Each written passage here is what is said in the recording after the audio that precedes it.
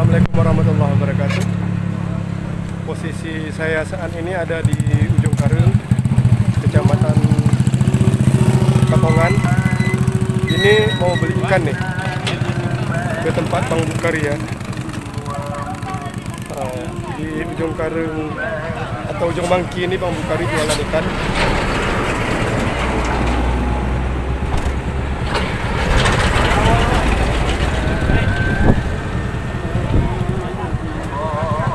Ikannya segar-segar.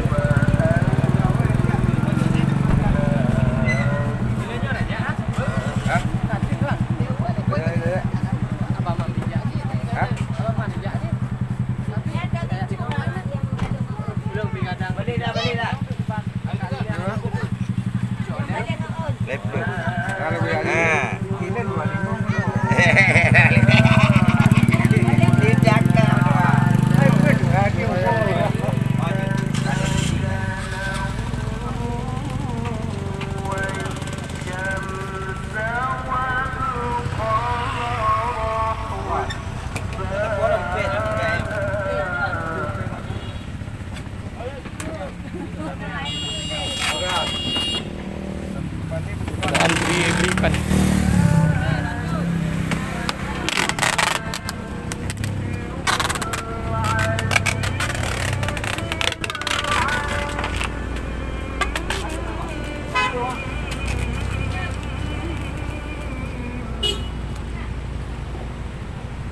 Nah, di sini ada juga yang lagi bakar-bakar ikan ya. Ini kayak ikan segar nih teman.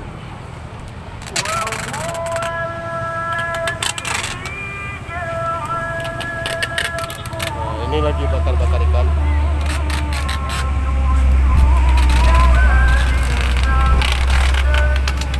Yang lagi mancing ada juga.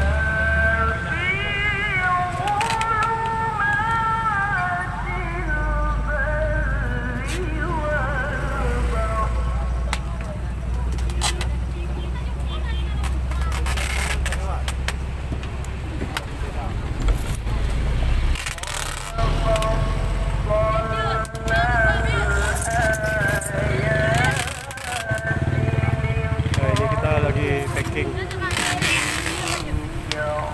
ikan ya.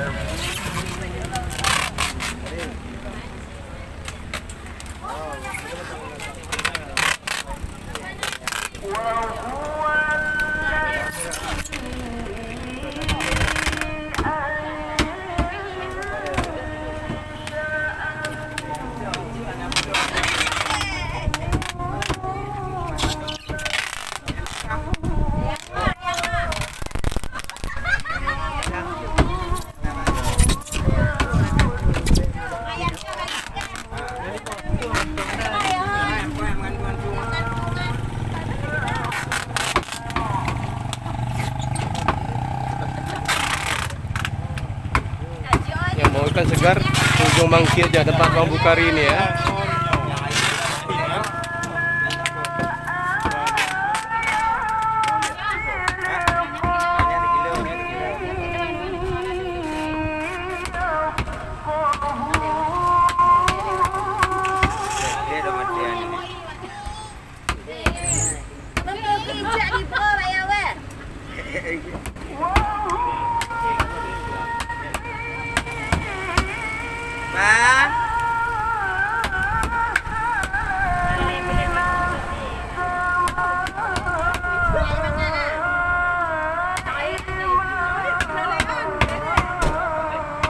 Nah, ini jembatan Ujung Mangki ya.